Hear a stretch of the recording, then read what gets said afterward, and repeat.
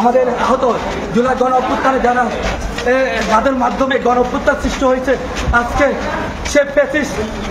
যে ফ্যাসিস্ট খুনি হাসিনার নেতৃত্বে আছে ছাত্রলীগের হামলা আমাদের ভাইদেরকে নির্মমভাবে আঘাত করেছে এবং প্রশাসন নিশ্চুপভাবে নীরবতা পালন করেছে।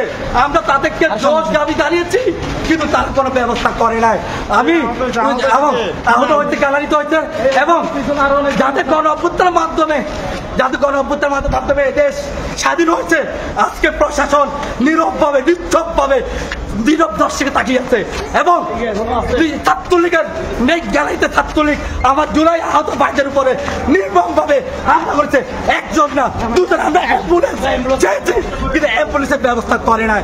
আমি চট্টগ্রামে উদ্বোধন কর্মকর্তার কাছে বিরুদ্ধ এখন আবেদন করছি, এটা সুষ্ঠু বিচার আপনাদের মাধ্যমে সর্বোচ্চ সহযোগিতা চাচ্ছি।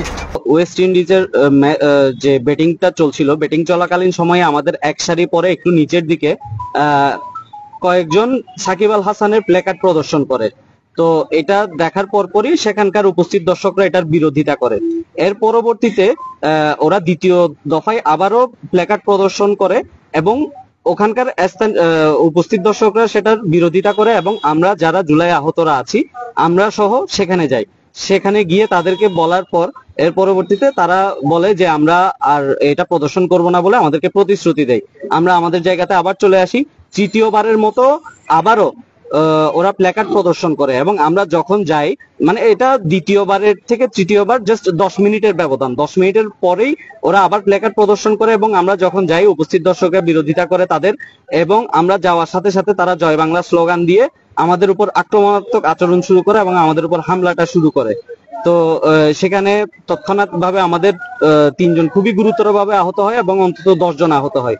আমাদের 3 জনের মধ্যে একজনকে যে স্টেডিয়ামের চেয়ার গুলো আছে, দর্শক সারির চেয়ারের নিচে ঢুকিয়ে ইচ্ছা মতো মারা হয় এরকম অবস্থা। এবং মারার সময় তারা বলছিল যে আমরা স্থানীয়, তোমরা বের হও এখান থেকে, বের হলেই তোমাদেরকে দেখে নিব, এই ধরনের কথাবার্তা তারা বলা শুরু করে। তো আমরা আহতদেরকে এক পাশে সরিয়ে তৎক্ষণাৎ প্রশাসনের সহায়তায় আমরা 6 জনকে গ্রেফতার করাতে সক্ষম হই। বাকি আরো কয়েকজন মূল হোতা গ্রেফতারের বাহিরে রয়ে গেছেন, যাদের ফুটেজ বিসিবির কাছে অবশ্যই আছে। বিসিবি তদন্ত করে এবং আইন শৃঙ্খলা বাহিনী তদন্ত করে তাদেরকে ধরবেন। আমরা যে পরের ম্যাচ, অর্থাৎ আমরা চাচ্ছি 48 ঘন্টার মধ্যেই ফুটেজ বিশ্লেষণ করে সকল অপরাধীকে যাতে আইনের আওতায় নিয়ে আসা হয়।